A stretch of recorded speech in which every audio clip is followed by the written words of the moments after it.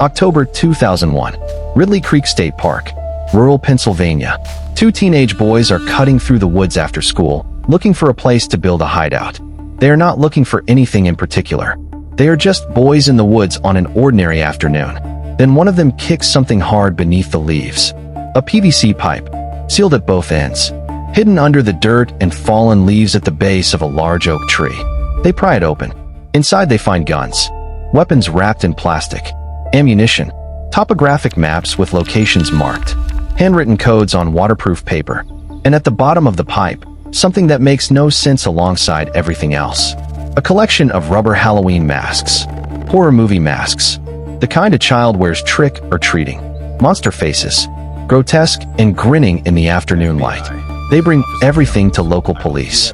Police bring it to the FBI, and the FBI recognizes what they are looking at immediately. The guns match weapons used in unsolved bank robberies going back to 1973. The maps show marked escape routes from banks across 5 states. The codes are a criminal operation manual more sophisticated than anything they have ever seen.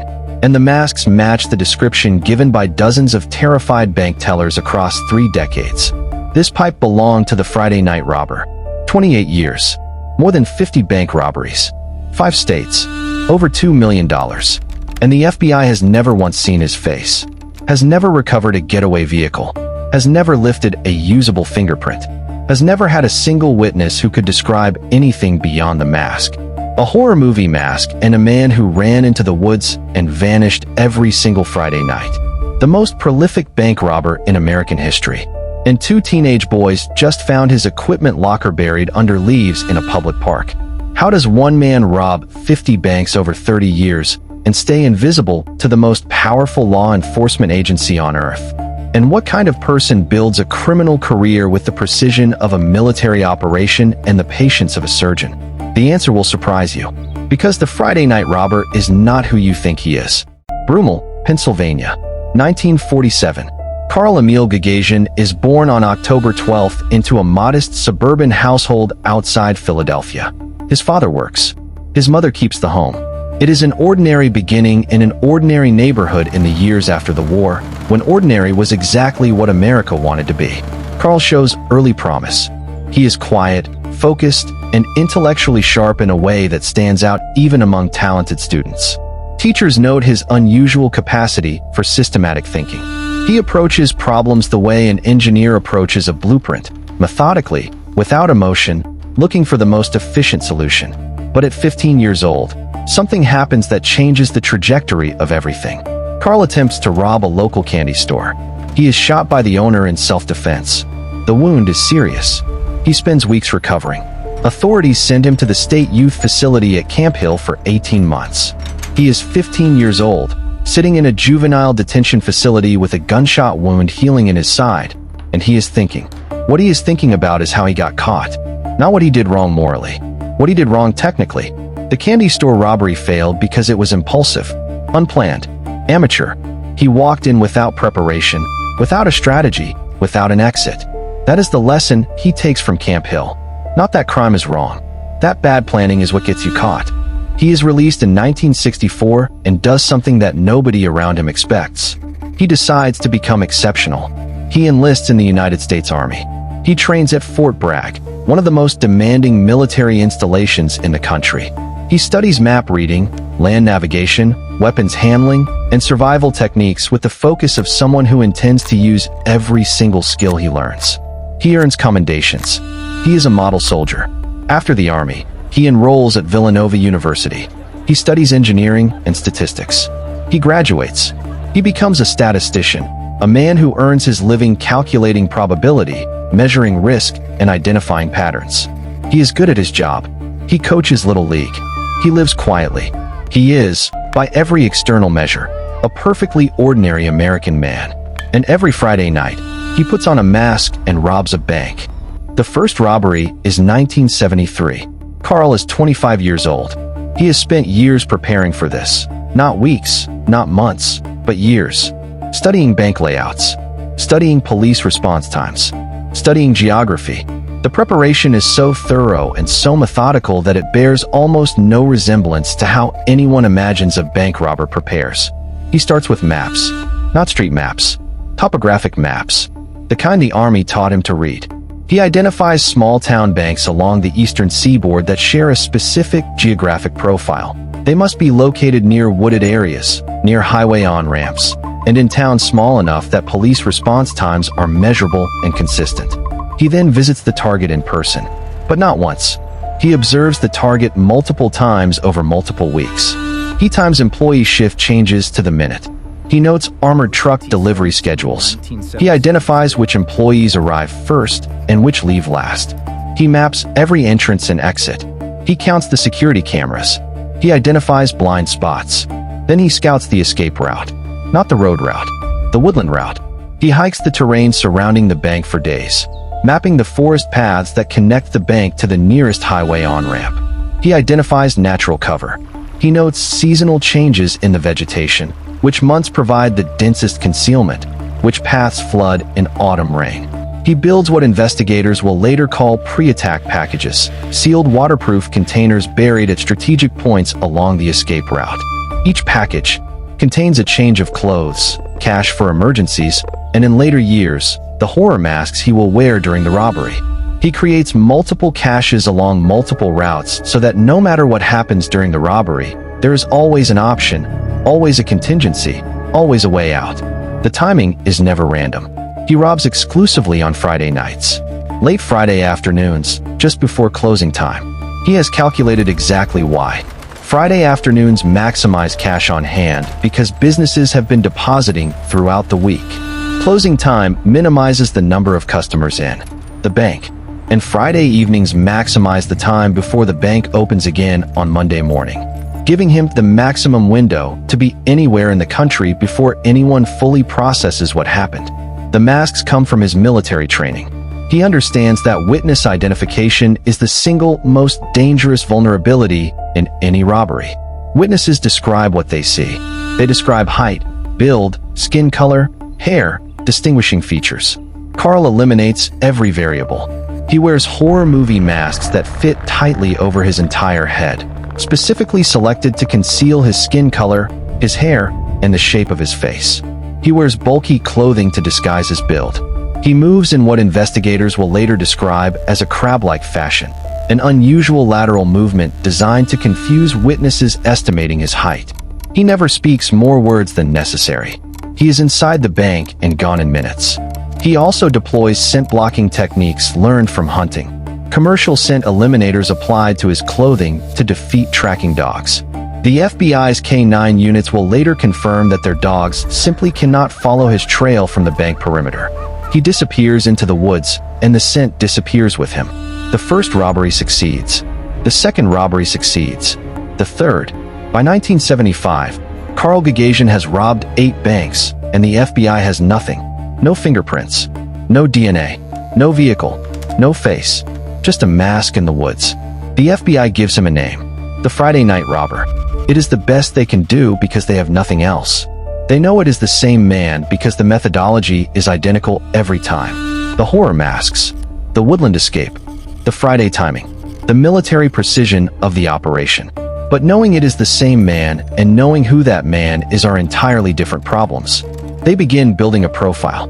Former military training.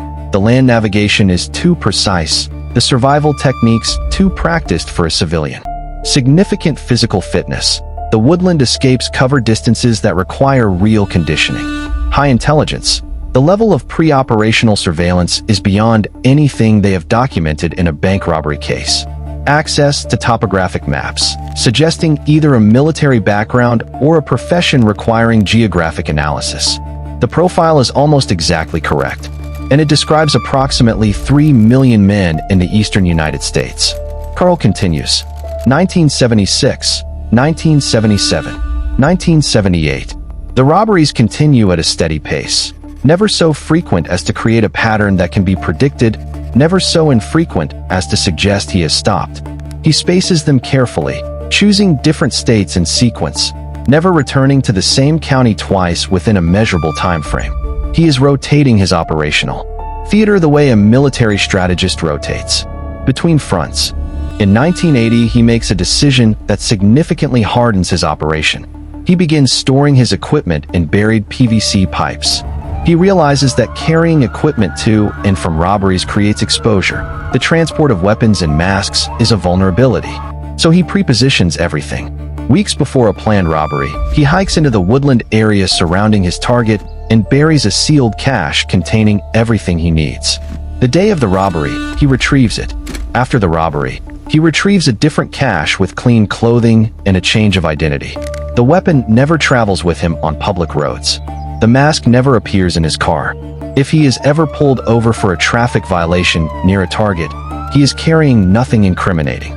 He is, by this point, operating at a level of sophistication that the FBI has no framework for. Bank robbers are impulsive.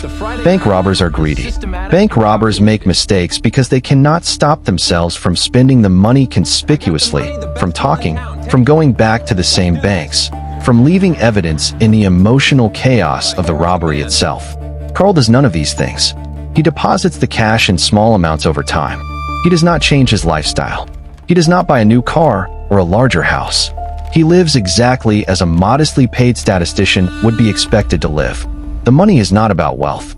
The money is about something else. Something Carl himself will struggle to articulate for the rest of his life. The 1980s pass. Then the 1990s begin. Carl is now in his 40s. He has been doing this for nearly 20 years. He has robbed somewhere between 30 and 40 banks. The FBI case file on the Friday night robber is one of the thickest unsolved files in the Philadelphia field office. Agents have been assigned and reassigned to the case. Theories have come and gone. Every few years a new lead emerges and goes nowhere. In 1991, he comes closer to capture than at any previous point. A bank teller in Berks County, Pennsylvania, manages to trigger a silent alarm faster than Carl anticipated. Police arrive at the bank perimeter while he is still on the edge of the woodland. He sees the cruisers from the tree line and goes completely still. He waits. 45 minutes in the dark at the edge of the forest while officers sweep the road. Then he moves. They never find him. In 1995, a witness follows his general direction of escape and sees him entering a specific section of woodland. Police flood the area with dogs. The dogs find the trail and then lose it completely at a creek bed. Exactly where Carl planned for them to lose it. He had crossed the creek and walked downstream for half a mile, stepping stone to stone on the rocky creek bed, before climbing the far bank and continuing his route. The K-9 units circle the creek for 2 hours and find nothing. He is not lucky. He is prepared for every scenario they can deploy because he has studied their deployment methods with the same precision he applies to everything else. He has read FBI training manuals. He has studied published accounts of fugitive tracking. He understands exactly what law enforcement will do when they arrive at a robbery scene, and he has planned a countermeasure for each step of their response. The robberies accumulate. 40, 45. By the late 1990s, Carl Gugasian is approaching 50 bank robberies with no arrests, no charges, and no identity known to law enforcement.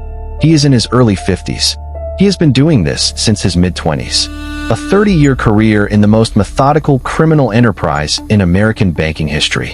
And he shows no signs of stopping. But something is changing. Not in his method. His method remains as precise as ever. Something is changing in the world around him. The FBI is getting better. Digital forensics. Improved surveillance systems in banks. DNA databases. The investigative tools available in 2001 are fundamentally different from those available in 1973. And the gap between his methods and law enforcement capability is slowly narrowing. And he is getting older. The woodland escapes that a fit 25-year-old could execute with ease require real effort from a man in his early 50s. The physical conditioning he has maintained throughout his career is still there. He is still faster and more capable in woodland terrain than most men his age, but the margin is smaller than it was. He also begins making a decision that will become critical. He continues burying equipment caches in the same general areas he has used for years. The familiarity of the terrain is an asset. He knows these woods the way other men know their own homes. But familiarity is also a vulnerability. The same woodland, the same general area, the same buried pipes. He does not know that two teenagers are about to go looking for a place to build a fort. October 2001. The pipe is opened. The guns are identified. The FBI traces the serial numbers of the weapons found in the pipe to a 1981 burglary in Broomall, Pennsylvania. Broomall, a suburb outside Philadelphia, exactly where Carl Gugasian grew up. The FBI runs the address from the 1981 burglary report against regional records. A name comes up, Carl Gugasian. The connection is thin, almost nothing, but it is a name, the first name they have ever had. They pull his military records.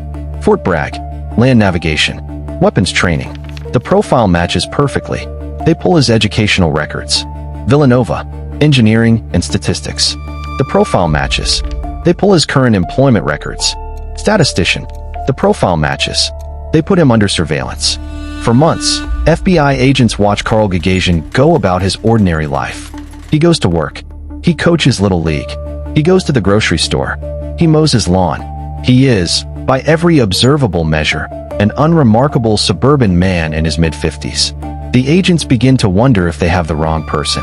Then on February 3, 2002, Carl Gugasian enters a wooded area near his home carrying equipment. The surveillance team follows at a distance. He approaches the base of a specific tree. He begins digging. FBI tactical agents move in. Carl Gugasian is arrested without resistance. He does not run. He does not fight. He simply stops what he is doing and stands up. The agents later describe his demeanor as completely calm, not resigned. Calm. The way a man is calm when he is always known, somewhere beneath the planning and the preparation and the 30 years of successful evasion, that this moment was always coming. At his feet, another buried PVC pipe. Inside it, weapons, maps, masks, and a ledger. A handwritten ledger that chronicles every single robbery he ever committed. Dates, locations, amounts taken, notes on police response times, notes on what worked and what needed improvement. 50 robberies documented in his own hand, like a professional filing a performance review. The trial is unlike anything the FBI has experienced in a bank robbery case.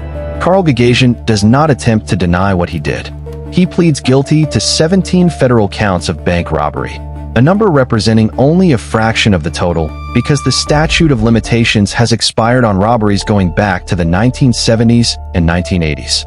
The actual total, which he confirms in his confession, is over 50 robberies across 5 states spanning nearly 3 decades. What the FBI wants from him is the why. Why does a man with a university degree, a legitimate career, and a functional life choose to spend 30 years robbing banks? What is the compulsion? What does the money represent? Carl's answer is one of the most unsettling things the investigators have heard in years. He tells them he does not fully know. He tells them the planning was the point, not the money. The planning, the preparation, the construction of the operation, the months of surveillance and mapping and contingency building, the intellectual exercise of defeating a system using nothing but his own mind and the skills the army gave him. The robbery itself was almost anticlimactic compared to the preparation. The money was proof that the plan had worked. A score on an examination he had set for himself. He is sentenced to 17.5 years in federal prison. His assets, the recovered cash from the buried caches, are seized. He serves his time at a federal facility. He is a model prisoner the same way he was a model soldier and a model citizen. Methodical, cooperative, without incident. Carl Gugasian was released from federal custody on May 5, 2017 after serving approximately 15 years. He was 69 years old. There are no verified public interviews since his release. No book, no podcast, no documentary appearance.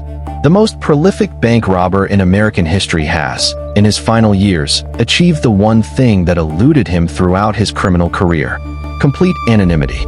But here is what his case leaves behind. What it means beyond the robberies and the escapes and the horror masks.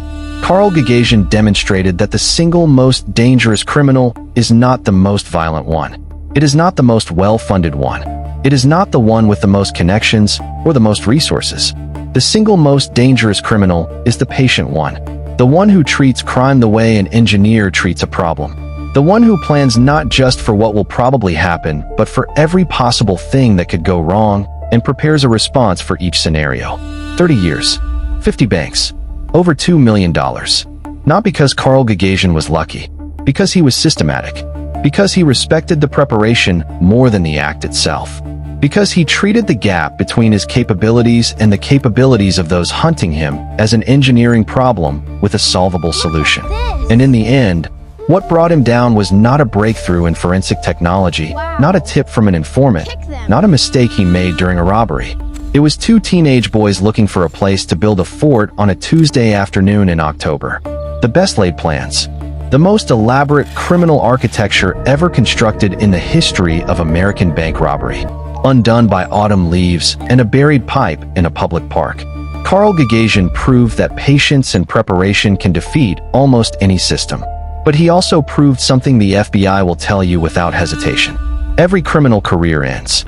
The question is never whether it ends. The question is only what ends it. Sometimes it is a detective. Sometimes it is a forensic breakthrough. Sometimes it is a confession. And sometimes it is two boys in the woods on an October afternoon who were just looking for somewhere to play.